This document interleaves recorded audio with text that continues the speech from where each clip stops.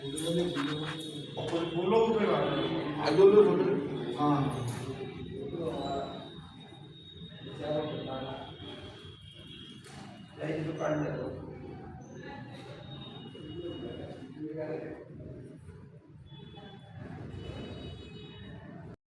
के दिन वो चिर निद्रा में चले गए हमेशा के लिए, और 5 दिसंबर को उन्होंने अपनी जो सबसे महत्वपूर्ण पुस्तक है बुद्ध और उनका धम्म पूरी की।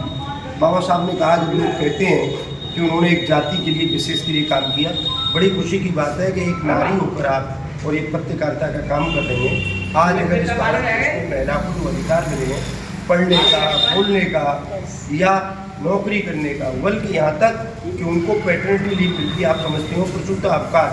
अगर कोई महिला सर्विस करती है और उसको गर्भवती है और उसको बच्चा होगा तो उसको सवेतन अवकाश दिया जाएगा। दूसरे जो मिसकरेज होता है यानी गर्भपात हो जाता है, उसके लिए भी बाबा साहब ने संविधान के द्वारा ऐसी व्यवस्था की कि 45 दिन का अवकाश दिया जाएगा। साथ ही इसके अलावा बाबा साहब ने व्यवस्था की कि जब एक महिला गर्भवती होगी तो उसको 6 महीने 180 दिन का अवकाश मिलेगा, और उसके 2 बच्चे होंगे तो जब तक वो बच्चे 18 साल के होते हैं तब तक उसको चाइल्ड केयर लीव दी जाती है।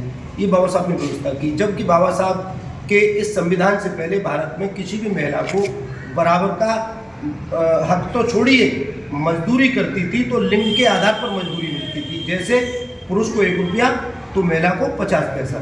ये बाबा साहब ने व्यवस्था की कि पुरुष को बराबर ही महिला को जो है वेतन मिलेगा, चाहे वो मजदूरी करे, सर्विस करे। और उसके लिए एक्स्ट्रा मतलब अलग से संविधान में प्रावधान किए सेक्सुअल हरेसमेंट, जहाँ महिला के साथ अगर इस तरह की कोई भावना रखता है तो उसके खिलाफ डायरेक्ट एक्शन होता है। तो बाबा साहब ने इस देश में पिछड़ों के लिए, महिलाओं के लिए और दलित कही जाने वाली जातियों के लिए, यानी पहले इनको सबको शूद्र कहा जाता था, शूद्र, और महिला भी शूद्र थी, चाहे वो ब्राह्मण की महिला हो और चाहे वो वाल्मीकि की महिला हो, वो भी शूद्र थी, चाहे किसी भी जाति की महिला हो। शूद्रों के लिए विशेष रूप से काम किया। लेकिन जब बाबा साहब ने कहा, कोई ये कहता है कि बाबा साहब ने किसी जाति विशेष के लिए काम किया, तो वो मेरे संविधान को पढ़े। और बाबा साहब को लोग जो जानना चाहते हैं तो बाबा साहब ने कहा था कि वो मेरी 3 पुस्तक जरूर पढ़े। एक तो क्रांति प्रतिक्रांति पढ़े, दूसरे बुद्ध और कार्ल मार्क्स पढ़े, और तीसरे बुद्ध और उनका धम्म पढ़े। जब तक ये पुस्तकें नहीं पढ़ता है व्यक्ति, जब तक ये सब अधूरा है। लोग केवल कहते हैं, बाबा साहब का मानना, जो लोग शराब का सेवन करते हैं वो कभी बाबा साहब के उपासक नहीं करते। यहाँ मेरे साथी लोग खड़े हुए हैं, वो ध्यान दें, जो व्यक्ति शराब का सेवन करते हैं वो कभी बाबा साहब के उपासक नहीं हो सकते। क्योंकि जब बाबा साहब लंदन और अमेरिका में थे या जर्मन में थे तो वहाँ के डॉक्टरों ने, उनको कोल्ड इन्फेक्शन जल्दी हो जाता था, तो डॉक्टरों ने ये एडवाइस किया था कि आप जो है क्या नाम है बियर लीजिए, वाइन लीजिए। और उन्होंने कहा मैं नहीं लेता, तो उन्होंने कहा ब्रांडी लीजिए, उन्होंने मना कर दिया।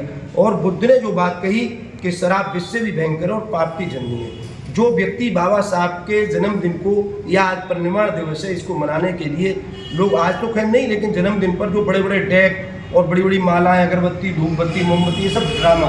बाबा साहब को अगर मानना है तो उनके विचारों को मानिए।